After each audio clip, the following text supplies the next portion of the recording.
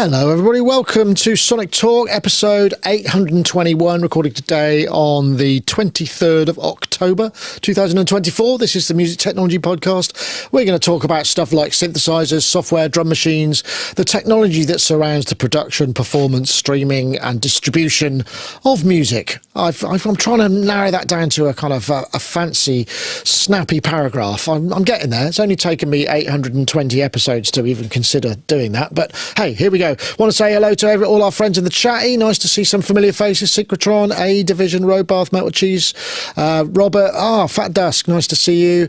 Chris S, Andrew Brooks, and Wagyu, of course, who is there manning the controls of the super panel, which enables us to cross-post everything and also keeping the trolls out. Not that we get too many of them, or at least I wouldn't. I don't know. Maybe we do, but Wagyu is so on top of things that we hardly ever see them. Anyway, I just wanted to say, before I go anywhere, I want to tell you about next week. We've got a special week, which is the 30th of, it's a Halloween episode, and boy, have we got a special guest. I've got a little trailer and everything. Hi everyone, I'm Charlie Clouser, and I hope you're not doing anything on Wednesday, October 30th, because I'll be joining Nick Bat and the Sonicstate crew for an extra spooky Halloween edition of Sonictalk. We'll discuss scary sounds and scary music for scary movies and a whole lot more. Hope you join us. Indeed. So join that. Charlie is, in fact, used to play keyboards with Nine Inch Nails, but more, in recent years, he's done the Saw soundtracks, quite a lot of horror stuff. He's kind of Mr. Hollywood horror soundtrack. So it'd be really interesting to talk to him about that, because we always try and do something a little bit themed around then. So it should be fun. So join us then. It'll be myself and Paulie, I think, and because Paulie sorted that out. Thank you very much, Paulie. That was fab. Speaking of Paulie, here's an ad for our Patreon. Because he did the music. Let me tell you about our Patreon. You get all of our reviews ad-free, so you don't have to put up with those pesky ads like this one. And also, we post extra content for many of our reviews. Never before seen footage from the archives. We've got 70 sounds and patches posts, 137 exclusive videos, a growing collection of impulse responses from classic reverbs, and 36 sets of samples from reviewed units, many in decent sampler format. In fact, the music you're listening to now was mostly made using our decent sampler and sample sets. So if you want to join us, head over to patreon.com/Sonicstate. Thank you very much. And if you already support us, very much appreciated. So, yes. Right, let's get on to our guest. Oh, I was going to say that Paulie did the music for that. That's why it was kind of appropriate. So thank you, Paulie. Right, let's see. Well, let's start over here. It's Yoad Nevo. There you go. I think I got your, yes, I've got your new lower third in there. Yoad, of course, producer, mix engineer, software developer, a think tank for plug-in and music technology concepts, for which he's sort of freelances for his companies now. How are you, Yoad? You well? Yeah, not bad. Great to be back. Always nice to have you. What are you working? Are you working hard? I mean, that's a stupid question. I know you're working hard. You always do. So, I'm working a lot. Hard is, it's a relative kind of concept because I enjoy it. So, and it's my hobby. So, and people pay me to do what I love doing. So, I wouldn't call it hard work. Sometimes it's a lot of work, but. There was a pack of pedals that I modeled that was released on the West Borland plugin from STL Tones, which I'm really proud of, because that was a lot of fun modeling these classic pedals, and I think they sound great. I mean, the originals. I can't testify on the modeling I did, but people say they do sound great, so I'll go with that. But it was a lot of fun because these are really classic kind of pedals, and it's really good to get the sounds of analog gear which is responsive. So we're talking about synths, obviously. But guitar stuff is so responsive when you go through it, and there's only like a certain way that it works and sounds like the original, and it's very, very fine, kind of fine tune, and I love that. It's very geeky, but it also involves guitar and sound, so it's all the stuff I like doing. So excellent. Yeah. So that's nice one. Well, thank you very much. Excellent. We also have Vincent from Multitrack Tech, who's there in his shed. I always feel sorry for you at this time of year because as the weather starts to cool, it's like we've got the same thing in. There's a shop downstairs, and it's a big old warehouse. And every time I go downstairs in the summer, they're all walking around in t-shirts. And then when you go down this time of year, they're all locked in the office around the only heater in a massive space. And then they all sort of come out and go, "Can I help you?" It's cold, isn't it? And I feel sorry for you, Robbie, because I feel that's sort of you're heading to that period in the year in your shed. You're almost outdoors. Well, this is true. Although I do have some sunlight playing on my face. There is. Yeah, that's true. Which is nice. I can say. So. We're doing all right. It's not too cold yet, and I have lots of electronic devices keeping the ambient temperature up.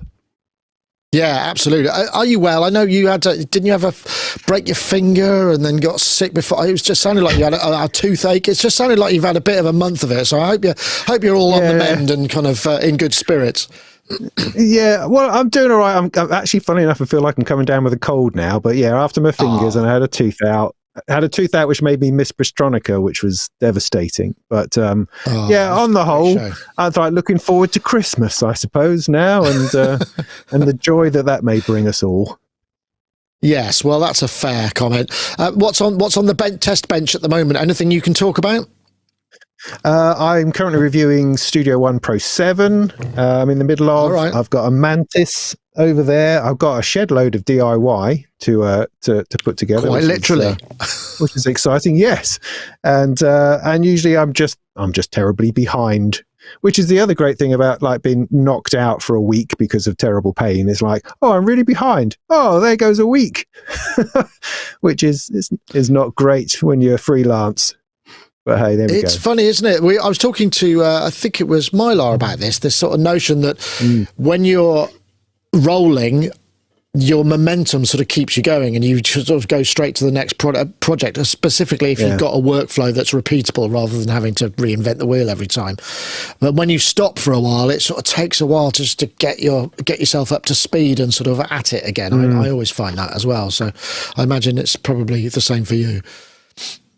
It's definitely that. Momentum is a really positive thing, as is somehow finding a gap between all the stuff you've got to do and going, I'm going to do this one thing today, as opposed to little bits of 15 different things.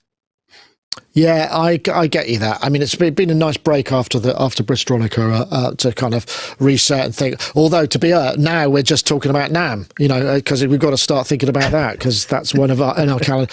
But this is late for us. Normally, I'm starting talking about it in September, to be honest, because I don't like to be unprepared. Even though I've done it 20 times, I should know what I'm doing. I just don't want any surprises. You know what I mean? It's that kind of thing. Actually, I was going to mention we've got a few things coming up, which I should probably mention. We've got, Charlie Clouser, obviously. We've got Paulie's 4MS Meta module, which is hopefully going to be tomorrow. Friday, we've got Udo Electronics Super Gemini Friday Synth Jam. And we launched our Gear of the Year thing, which is essentially rather than sort of try and do a poll and forms and all that sort of thing, we thought we'd just do one a week and we post it all to Twitter and Facebook and Insta, and people could just vote on each one. So one a week. This week it's going to be software instruments. So if you go to that URL there, which should show up, then it will link you to the posts for, leave a comment on Twitch or on Twitter, on Facebook, on Instagram. That's it for now. There will be some other ones as well. So you could just sort of put your suggestions in, and we'll be doing that. And then hopefully, not hopefully, the last show of the year we'll announce the results of what everybody said. The hardest thing about doing this kind of thing we've discovered is, which is why why we're doing it this way. It's verifying whether the equipment was actually released in 2024, because so many things are trailed in advance that you kind of go, no, wait, that was announced last year, but it didn't. It's like, yeah, all of that stuff. But it'll be fun, just a bit of fun. Hopefully no hearts broken, nothing like that. Anyway, we've got topics to talk about, which is good. We've got something which I won't go straight to, because I think that it might be a fairly chunky one. I'm going to start with this one because I think it should be fun. Let me just go to my topics. And I've just got this myself, and I'm going to be doing a patch flip on it as well. So I thought I'd throw this in here. So let's see. Cherry Audio's Atomika is inspired by the Polyvox analog synthesizer, manufactured in the Soviet Union in the 1980s. Designed with original methods and local components, it's highly regarded for its bold and eccentric tone. In collaboration with renowned DSP engineer Mark Barton, Cherry Audio has revived this synth's unique sound with Atomika. Original features such as loopable envelopes. Yes, I won't play that whole video, but I have that because they very kindly did support us for Brystronica and Synthfest, and I thought I'd check it out and maybe do a patch flip on it. So I've been playing. I have to say, because I've played some of the Cherry Audio stuff in the past, it hasn't sort of grabbed me by the throat and gone, listen to me, I'm amazing. And this one, I have to say, is really good. I think it sounds fantastic. Those of you who perhaps don't know, this is based on the Polyvox, which was by Vladimir Kuzmin and his wife Olympiada, which I've got in my notes for some reason. I'm not quite sure why that is. They obviously made this polyphonic stuff, but it's got a thing about it. I don't know if anyone's ever played one of these things. It's like plastic that's made out of rice plastic or something. It feels like, I was saying in the pre-show, it feels like if you play it, you really should be grounded. You should have like one of those wrist straps on and have a pair of Wellingtons, just in case you get a massive shock out of it, because it's a really weird instrument. I know you raised your hand, Yoad, when you said that you've played one in the flesh. They're amazing, aren't they? Have you got one? I have one. Oh, here. wow, I didn't know. Yes, I have a Polyvox. Wow. I have a Polyvox with MIDI. And not only playing notes, but control one is controlling the filter cutoff. Oh. So it's a proper thing, and it was shipped to me from Russia. Now this thing has it comes with the lid, so it forms like its own box. It was shipped to me as is, so there was no wrapping. It just arrived like that, with just the lid, which is nothing. So it got bitten, like during the shipment and everything. I had to do some work on it, but it is working and it sounds amazing, and it's so angry and fragile and expressive. So every little movement, except for the switches are massive, because it was manufactured in like a military sort of factory or something like that. So it's all like switches from tanks and things like that. Like 80s whatever technology, Soviet proper, USSR stuff, and it's a beast. It's a beast. And so coming back to the Cherry Audio thing, I don't have it yet. I will have it soon, but from what I saw on the reviews on YouTube, and obviously I'm looking forward to your review and play with it, but it sounds, it has that expressive-ness and this anger and kind of this sort of brittle anger quality to it, and it's really fierce and cutting through the mix. And when I first got it, I told my friend Sefi, who was also a synth head, I said, listen, forget about Minimoog. This is the thing. And he was really, Are you sure about that? And at the time I was, because I was so excited about it. You can't compare the two because it's like, Yeah. two completely different One things. feels like it's about to lose it, doesn't it? It just the thing about it feels like it's about to lose it. The hardware, I mean, the software feels more controlled because you know it's not about to lose it. But the hardware just feels like something bad might happen at any point. But from what I could hear from the demos and reviews, it sounds like they've really captured the essence of that crazy weird machine. In software, which is very admirable because these things are hard to do, especially with something so unpredictable. And when you move one thing, then the way the other thing behaves is completely different. So in order to get this sort of signal flow and this whole balancing act, it's really hard. It's really hard to do, and I think they nailed it. So I think I don't know if they did because I don't know the original that well. I only played it a little bit. Yeah, it's $49 at the moment.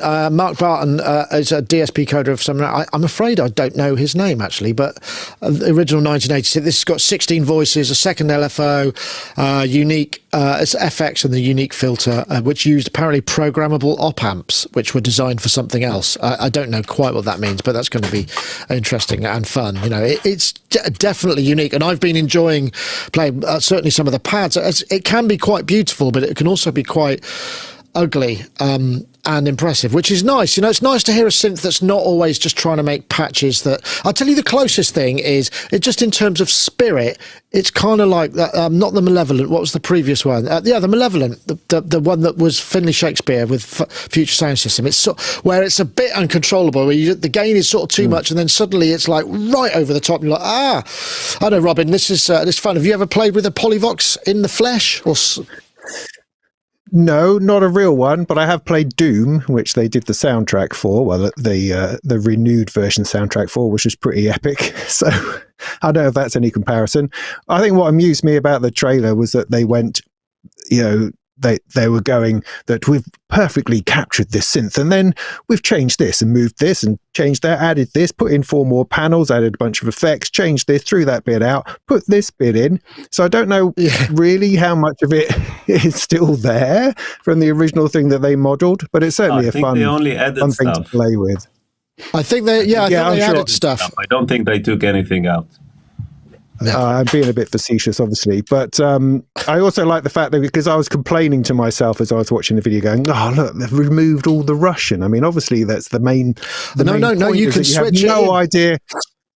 Which because you have no idea when you can turn it on, but then you can go to the original panel. Sorry, Robin. No, this is my story, right? God, dear. Okay. So anyway, I was moaning to myself that it's all in English, but then they say, with the press of a button, you can put all the Russian back in, which is great. So you have to force yourself not to turn on the English so that you can accidentally discover your way in to the synth, was my point. But yeah, it sounds pretty epic. I mean, the fact that you said you really like the pads is kind of like, but it was a duophonic synthesizer, so pads are not really its thing, but it's fascinating to know that they can do that and they have done that. And that's one of the things I like about software emulations of old synths, is that you get to play them in ways that they were never invented to be. So if that makes sense. Mm-hmm. No, I understand what you're saying. Sounds great. Yeah. No, fair enough. Fat Dusk, Robert Hex said, unfortunately I could read Russian, so he doesn't have the surprise. Maybe what you should do is just don't turn the screen on or something and just flip presets. Maybe don't program it. I don't know if that's the same thing. I don't know. I can't.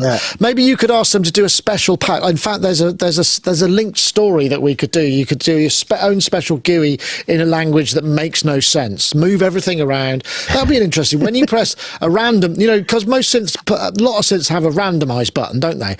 What would be more interesting if it randomized all the controls and the UI just went, this is something completely different. Attack is over here. Decay for that envelope is down here on a knob, not on a fader. And that might be an interesting idea in many ways, but perhaps not one that people would appreciate if you couldn't switch it off. Don't quit your day job. Ah, really? You just I think, but an extra, just a little feature. Mind you, the amount of time it would take to figure that out and the logic to kind of like, well, this can't go here because there's not enough room for that. Anyway, yeah, and it would suck. Rapscallion says it would suck if the synths got stuck like that. You're indeed right. It's just a bit of anyway, but yeah, it's available now. I was going to talk about it last week, but we got kind of wrapped up in the whole Bristronica kind of event. It was, and there wasn't time. But I'm going to do a patch flip with it. In fact, I also want to say I'm going to use the launch key.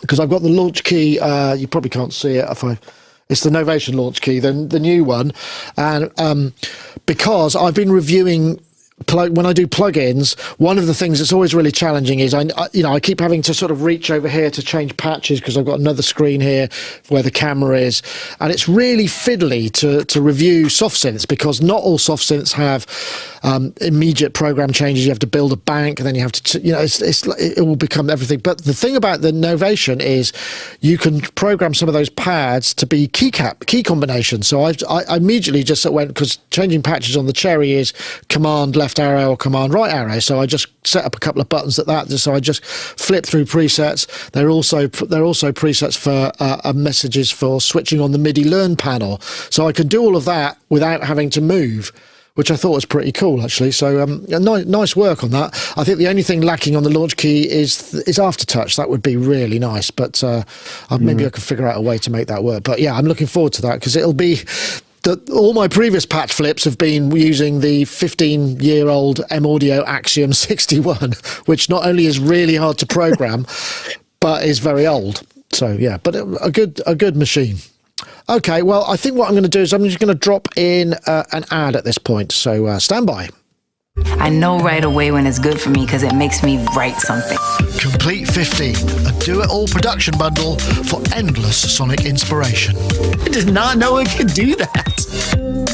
You have your low sounds, you have your mid sounds, you have your high sounds. Create any sound imaginable. All together, sounds nice and big. Whatever sound your music needs, make it with Complete 15.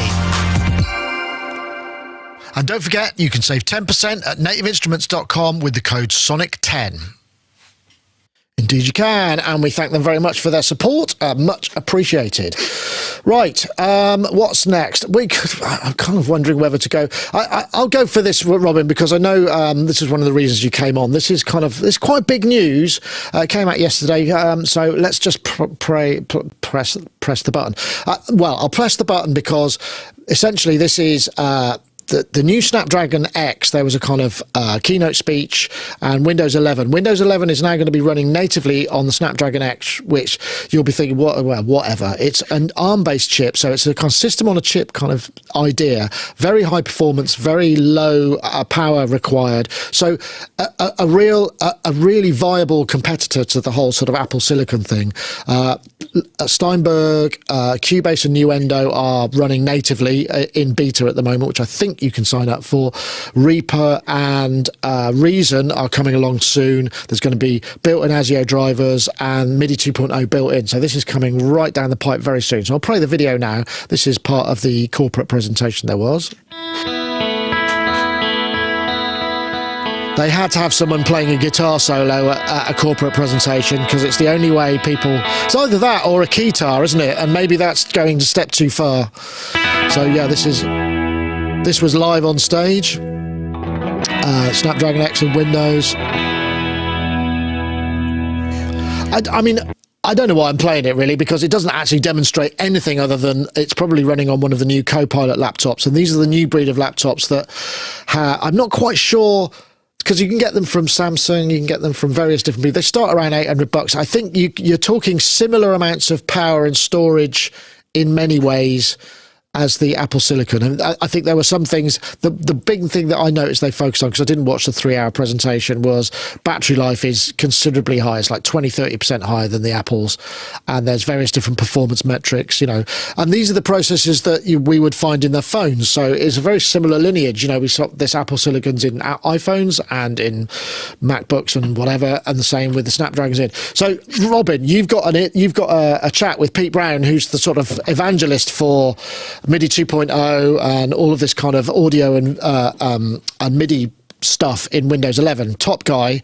So you're doing a stream with him tomorrow, is that right? I am, yes, tomorrow evening about 8:00. I think Pete's we're gonna hook up and talk about these things, because I have questions, as I do, because we do get fed a lot of corporate information from Microsoft and Windows, and at the same time as being fully aware that they've not really paid any attention to us musicians, despite us banging on about it. For decades and decades, we've been talking about making music on Windows, and a lot of the time you're sort of working around the technology to try to make it work. I mean, really, 30 years ago, I probably just should have said, "Oh, sod it, I'll just go to Apple." But I didn't, and many of us didn't, and we pursued this idea of Windows and PCs and thought, we can do it for half the price and it'll be far more interesting, and I can play games at the same time, so I'm just going to pursue it. And so we have for many, many years, and Microsoft has not rewarded us for our perseverance, but we've made it work, and we've got on with it. And I sort of dipped out of building computers a few years ago to focus on a bit more of a wider music technology thing. And in sort of very rapidly, all this other new stuff came along. Windows 11 came along, and then suddenly Intel was no longer the center of the Microsoft Surface, which is something that I've been following with great interest. You use those, don't you? I do. I have one over there. It's my main mobile music making platform that I use, and I use it for all my demos and bits and pieces. And I'm on the Surface Pro 9, which was sort of almost the last Intel-based one that they did. And then suddenly they've made this move, although, I mean, just to rewind a few years before that, there was the Surface Pro X that they released a few years ago, which was their first ARM-based Surface. Not entirely, because there was an original one before the Surface. Anyway, it doesn't really matter. It all gets a bit complicated. But they released the Surface Pro X a little while ago, and that was ARM-based, and I got hold of one. I was able to test it out, and I could get very, very few things to work. It required, you had to run 32-bit versions of all the software, and then the drivers were different. Right. And then, of course, Nightmare. It wasn't quite right, and then the drivers, there weren't any audio drivers to get stuff to run. And so I kind of put it to one side and went, well, it was a nice idea, but it's not really going to do anything for us. So a few years later, now that they've released this new ARM-based one, I was initially quite skeptical. But then looking into it, it's actually come on a huge amount. And so much so that Microsoft have taken on this platform as being, well, this is going to be our flagship platform for mobile going forward. And you go, what? Wait a minute, but nothing works on it. What about Intel? What happened? But this is the reality, that the Snapdragon processors, the X Elite, are very, very fast, very great power efficiency, all the things that laptops like, that we already know happens very well in the Apple silicon, that this seems to be the way forward. But of course, that raises all the questions of how do we run our music software on this thing? Because it can run pretty much everything in some sort of emulated mode. So there's no longer any restrictions on 32-bit software. It's all properly 64-bit. It can run and install most software in some form of emulated mode. But of course, there are questions over, well, how well does that run? And what does emulated really mean? What does that mean for the depth of connectivity between your software and the hardware that you need to work? Because all of this software, all of the idea of running DAWs and music software on your Windows computer, it all comes down to how fast that runs and what that latency is like between plugging your guitar in or your microphone in or your MIDI keyboard and hearing the sound. That is the vital aspect that you need to function in order to make a DAW work properly. And if you're running something in an emulated shell in sort of a sandbox, then there's going to be, real some negotiation differences. Yeah, exactly. There's going to be time taken in order to get that to be recompiled sort of on the fly in order to address the hardware in and out. So there's that. That's one side of the question. The other side is, how do you get the audio in and out? Because Microsoft have been pushing Wasapi drivers, their own driver architecture, for many years, and it has got good, but it's still not.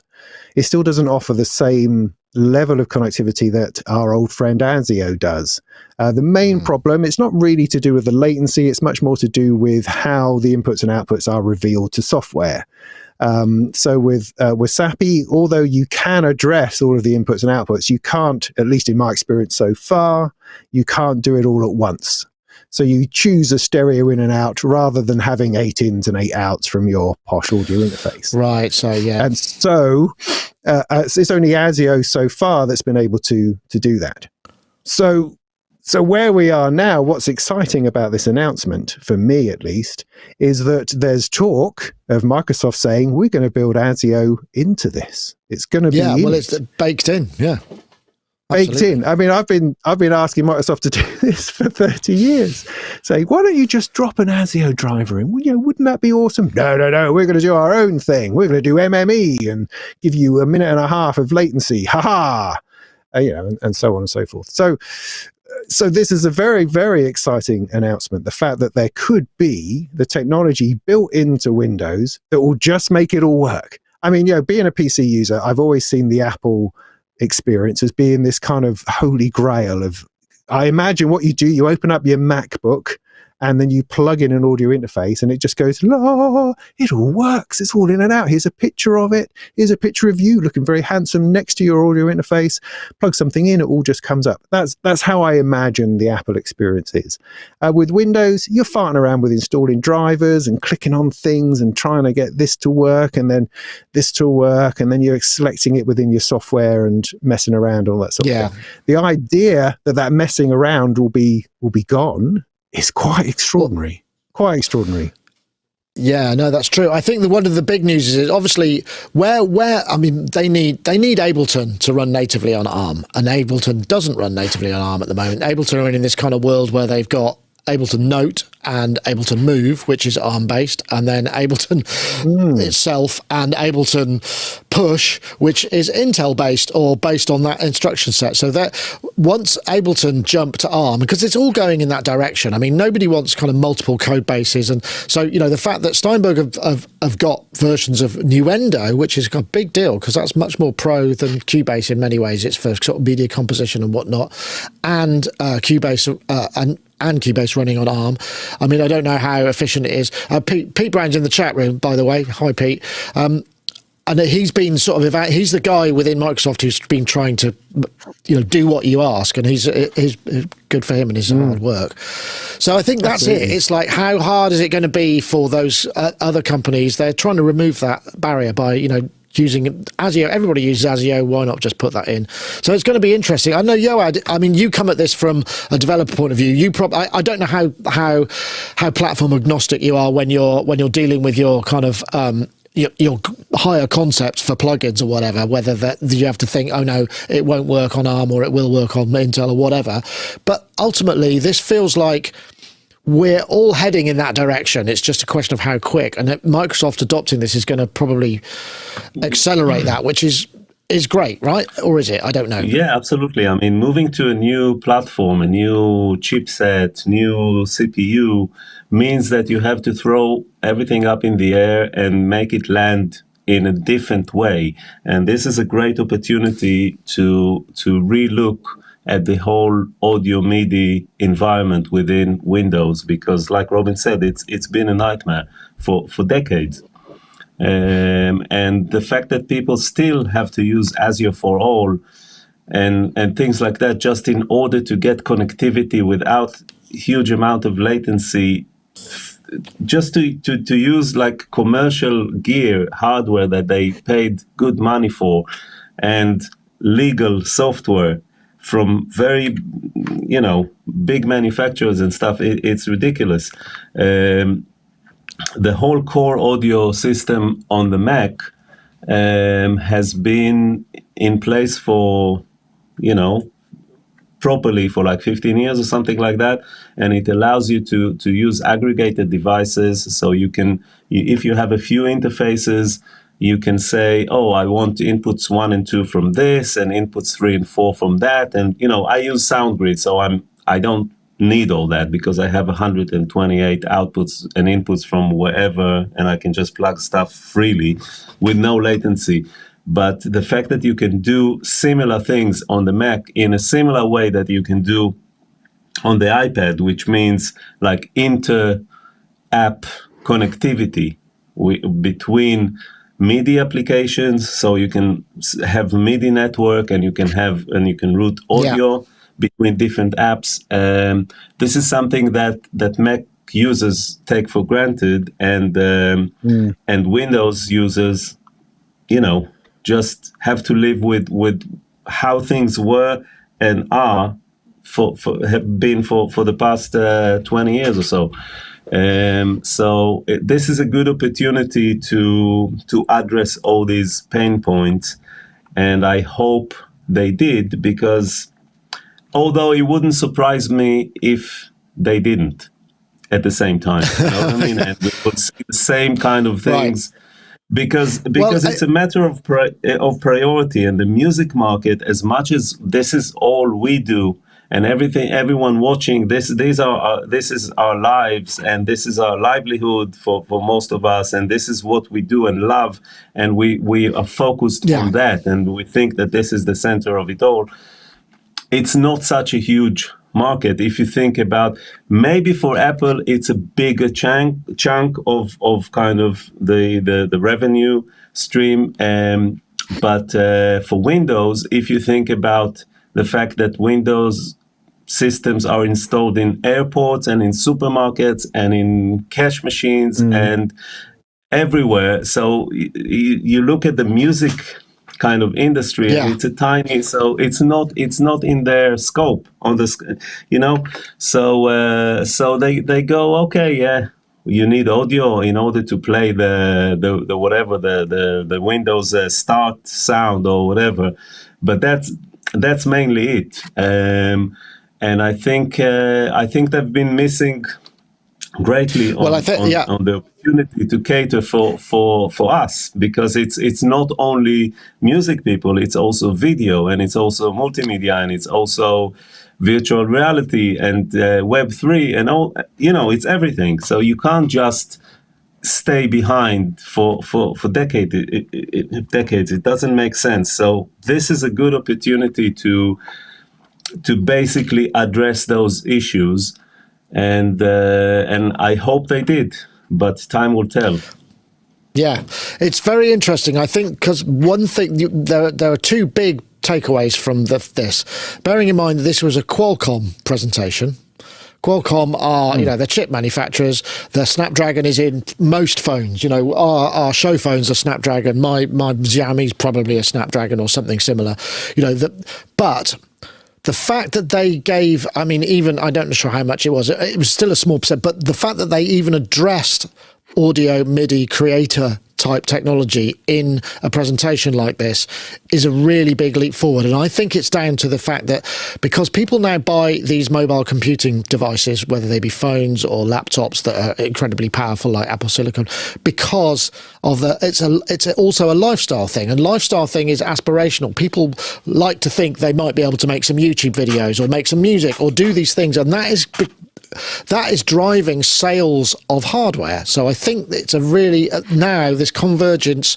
I'm not buying one of those mobile laptops because I want to put it inside a cash machine. I'm doing it because I want to be dynamic and walking around and be able to do whatever I want to do. And we've been very fortunate with this Apple hardware that it's in an ecosystem. But this is so close to that. I don't know what the actual difference is. I'm sure, the benchmark numbers and everything and the video processing, they can argue about that. But I think we're getting pretty close to this stuff. So it's actually it's about the software, because I have a Snapdragon and all that on my phone, but it's Android, so it will still have latency, not because of the hardware, it's because of the software.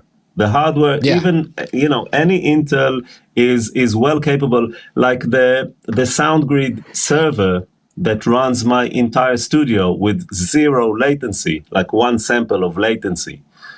it's an Intel machine, and it runs. So it's well capable of. The hardware is well capable of doing that. It's about the software. It's not about the risk and all that, because Intel are well capable of running stuff with low latency. It's about how the software integrates with the hardware, and the motivation of the software developers to integrate with the hardware in a way that will allow low latency and interconnectivity and all that. And it's just about priorities and business models.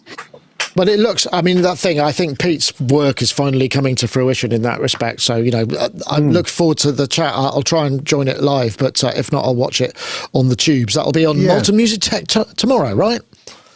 It will, yeah. I'll post a link to it later. But just to come back on a couple of points, one of them with Ableton Live, my understanding is that with Ableton Live 12, they built in to the Windows version, a routine which checks that you've got an x86 processor. And if you don't have one, it won't install. So if you try to install it on the new Surface Pro 11, for instance, it won't install. It won't install in emulated mode because it checks that you have an Intel/AMD processor, which is crazy. So version 11 will install, not version 12. So it doesn't look at the moment like Ableton are particularly interested, but it may just be something that I imagine for some reason that we don't know about. They're working really hard behind the scenes to do it, because that's where everything's going to be going, this coverage.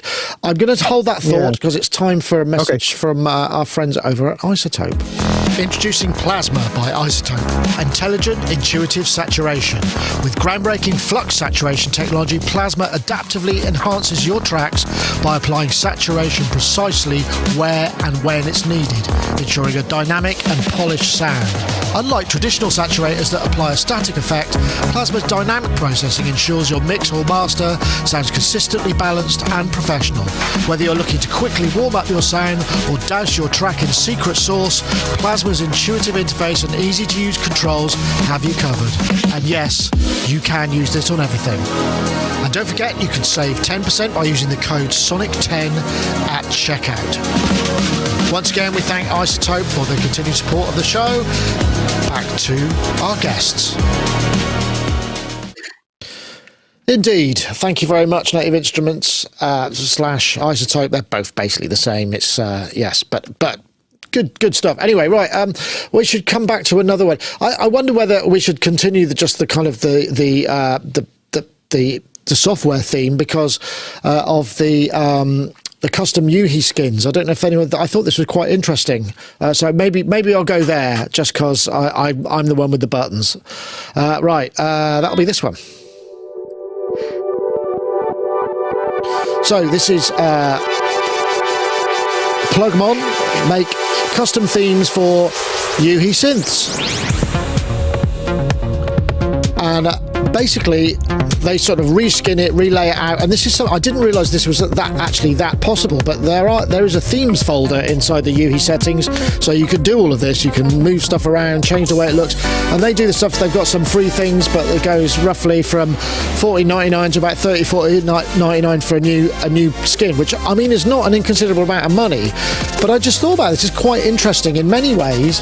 It's almost like having a new synth when you reskin it, or redecorating your studio, or these things have a certain value, and I wonder.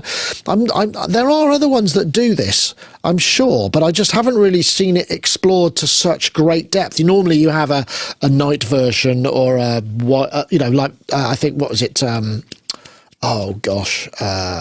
Forget the one. It's the big one that everybody Massive X. You could have a bright version or a dark version. For instance, that seems to be about as far as it goes, I suppose. I don't know, Robin. I mean, I think this is fascinating, and I imagine because it's sort of almost like plays into the whole notion of modding with games and stuff, and it just I just think it's a great idea. Personally. Yeah, well, funnily enough, it sort of ties into what we were saying earlier about randomizing the interface. I mean, it almost gives you the ability to do that through a reskinning. I mean, I guess we see this you can do it in things like Studio One with its macro controller, or in Ableton with its configurator. where you sort of suck in knobs. That's a terrible expression. To reconfigure an interface for the synth that you're using and using the controls that you want. And I think always those sorts of things have a dramatic effect on how you use a synth, because there's a heck of a lot behind synthesizer design and GUI design that we respond to, and how something which actually looks nice, you tend to get drawn in to using it against something which perhaps doesn't look as nice. And having the opportunity to redesign that front end, I think gives you, it's like rearranging your modular in your rack. It always gives you new ideas and new ways of approaching something simply because it looks different. I mean, it might seem naive or ridiculous, but that is just the case. I can absolutely attest to moving a couple of things around makes my approach to a synthesizer or to a patch very, very different. So I think that's a great idea. Yeah, nice. It's interesting. I know you probably deliberate for for hours with the team when you're working on a product, or maybe that's not your bag, but and having somebody just be able to come in and change some XML and make it different, it must be abhorrent. I've been preaching for years about the UI and saying how important it is. And when at Waves, when we were designing products, sometimes you have constraints and priorities and things like that. And I was the one shouting about the importance of the UX, the UI and the GUI, basically, which is part of the UX, the user experience. This is what Robin said. This is how you interact with the thing, because it's one, and it's very easy as a developer to just make it work and forget about how it looks and feels, because the way it looks is the way it feels, and this is your point of contact as a user. This is your point of contact with the product. So it's super, super important. I'm proud to say that I was responsible for making a few changes in this industry. I was the first one to introduce plasma looking meters, like the orange ones. Before, it was all green, like the L1. When I started, there weren't many plugins, but everything was green. All the meters were green. And I was working at the time, I was working a lot on Harrison desks and an SSL. Most SSLs have VUs, but there was one that got plasma. There's a plasma, the plasma meters, and it's they're orange, and it's much nicer because it's a much warmer kind of color to spend your entire day in, instead of those neon kind of green. So we did the Waves de-esser and L2, which were the first ones to have. Now people do everything, but I'm also, it reminds me, there was a time on Logic 9 or 8 or something like that, where I was changing the skin myself, like I was going into the folders and changing bitmaps into the resources. Like and I accidentally did a video for Waves for one of the products, and it was my skin, and I did like a whole Neve theme in Logic with meters and stuff, and I took photos of my Neve buttons, and I don't know where I how I had the time to do all that, because I don't have that sort of time to mess with it. Also, I'm not a graphic designer. I know what things should be like, but I don't know how to implement it myself. But anyway, there was in the comments and stuff, there was people started saying, "Oh, this is the new Logic 10 or something like that." People were starting kind of, oops. And I was like, oh shit. But one of the comments said, this is the ugliest interface I ever saw in my life, which is also true. So I know how it should look, and I definitely work towards, and I work with great graphic designers, and we get like really, but I don't know how to implement it myself. I'm not good. But it's but it's important, isn't it? I guess that's the thing. Interestingly, Reaper, which I know that is really big in this. There's a whole sort of strata of LA media composers who have people who modify their Reaper, because Reaper is very skinnable. You can do lots of amazing things with that.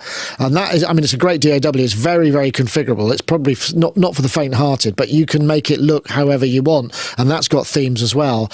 And I know that lots of people there's this sort of little subculture of people like Atari, who's been on this show, and a lot of the people that work in the same sort of level that she has. So they're working on big features and Netflix and stuff like that. They have these kind of amazing Reaper-based workflows with all this kind of custom scripting, custom UI, custom metering, all this kind of stuff. You can make it look however you want. Most of the other ones you can't. I mean, it does open a can of worms, but I just thought this was fun. I mean, I didn't want to dwell on it too much, but UI is so important. And I think if you can make something, I mean, it's the same for all of us. Our workflows, if I put a panel behind my desk with a thing in it that's normally over there, suddenly it's a lot easier. All of that stuff is important to us, particularly if you're doing repetitive tasks. I mean, we're all looking for the least amount of friction when it comes to creativity, so I suppose it makes a lot of sense. That was it, really. I mean, okay, well, I'm just trying to think what else we could do. Should we do a quick Tascam back in multi-track mode? Because there's not much time left. So, yes, here we go. Tascam Bridge. Oh, this is... that's not going to work, is it? Sorry, I'm going to try and find... Oh, man. It doesn't do that. Does it? Yeah, there we go. Where is it? It's bloody cookies, isn't it? Yes, this was on... that's what I think. You might have even written this, Robin. I'm not sure. No, it wasn't. It was something else. Tascam Studio Bridge. Really interesting idea. So it's a 24-track recorder and audio interface. So it kind of reminds me a little bit like the old Atari... What was Radar. Radar, yeah. It's the idea. So the idea is it's like having a 24-track remote next to you, but the remote is actually the recorder, and you can connect it to the computer or whatever. Just thought it was kind of fun, I mean, I wonder if you can have built-in rewind times to sort of give you a chance to contemplate what you just did, rather than have to just go again immediately with no downtime. And this is fun. I mean, I don't, Robin, know how much time you spent in kind of big production studios with tape machines and this kind of stuff, but it's an interesting throwback. I must admit, it was $899, I think it is. It doesn't seem that terribly expensive, but it's... I probably spent more time with 4-track mini disc and tape Porter Studios than I did with anything much larger than that. But heck, anything that's hands-on and next to you and doesn't involve a mouse is going to be a win, I think, in a recording environment. Yeah, I think that's probably pretty good. And I remember there were a couple of people who were saying that the Atari Radar, I know Adrian Utley from Portishead, even though he had all the big logic system, he used that because it was familiar. It's this familiar kind of remote control, and for some people, I suppose it makes sense. I don't know. I mean, I can't imagine you'd bother with something like that in your studio, because I had enough of that. I used to work with tapes with like 48 two-studers or Ataris, for that matter. Sometimes I did a few sessions with 3, like 72 tracks, 3 machines synced and stuff, and you had to wait for rewinding and all that. And I used to splice tape. I've been there. I don't miss those days. I worked with the Radar as well. I find it a little bit strange that it doesn't go to 96 kilohertz. It's only 48. Okay. Which in this day and age, I mean, come on. This is why? Because I'm sure that the hardware is capable of dealing with recording 24 tracks at 96. This is, my phone can do it, So I don't understand why. Other than that, obviously it depends on the quality and how the converters sound, the A to Ds and D to As. I like the fact that it's D-type. All my interfaces and stuff are all D-types. It's very convenient. It's a very, like D25. It's a very good format. Let's see if I can find the image. So D-sub. other than that, Yeah, D-Sub. I think that just as a sound card alone, I think it's worth the money if it sounds good. So that's a big if. Yeah. It should be all balanced, ins and out, +4, all that professional kind of format. Why is it not 96? I can't understand. But because if it was, I think that it was worth having just as an audio interface, because I don't think that you have much choice in 24 analog I/O at this price point. Yeah. I suppose that 90% of users will settle for 48. Again, it's how it sounds. If it sounds, if it's interesting. Use decent converters, then I think it's a good deal. I think that I think you could probably spend the same again on just the D-type connectors going to and from wherever it is they're going to. Just the cables, easily spend that, and that's what sort of quite amusing, really. But yeah, I mean, these are things, because we've seen some things like this before. There used to be the HD, the Mackie HDR. These were things that we always used to use, finding some solution for live playback, and it's just like, it's sort of almost like, well, that's coming back. Is this just transport control? Does it allow playlisting? Because if you could use it for playback in a live scenario, was there any point in that? But then, what's it like if you want to order songs in a certain way or repeat 2 choruses? Do you have to then dump all the audio back there as stems? I mean, it's it feels a lot of questions to ask. I think the convenience may be misplaced in a way. But anyway, I just thought I'd throw it in there as a sort of final topic. I think that's us for this week. I'm going to knock things on the head. As I said, next week we've got Charlie Clouser from the Saw, maker of fine horror film stuff, which is really ironic because I tried to watch a horror film the other day. There was the network premiere of Smile on the telly, and I've forgotten that I just cannot deal with horror films. I really can't. As soon as it gets jump scare gore, I'm like, I know, I don't want to watch this. And Jane, my partner's going, hold on, I need to rewind. Did you see that? What was that bit there? And I'm like, I don't want to see it. I don't want to see it. And I realised I don't know. So yeah, I'm not sure how much use I'm going to be at this in next week's show, but it'll be a lot of fun, and Charlie will have a lot of things to say. So anyway, Robin, next for you, have you got a Molten Monthly coming? Is there something in the can, or are you're reviewers? Yeah, no, that'll be in a week or two. I think what the news I do have is that tickets for Synth East should be out at the end of the week. Excellent.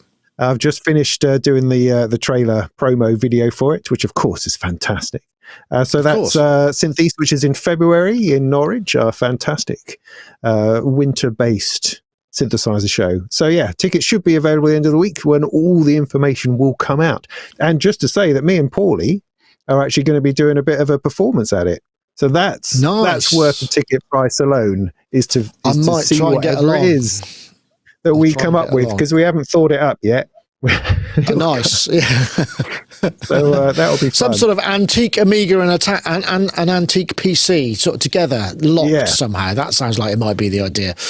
Oh, excellent. And I no doubt you're going straight back into whatever is that you're doing that you can't tell us about because you're way ahead of the curve, right? I can. What I can say is that I will kind of pre-plug a Cable Guys product that I'm being very careful with my wording here, that is about to be released soon. It's a very exciting product that I've been involved with, and you've seen it here. So I think it's going to be very exciting.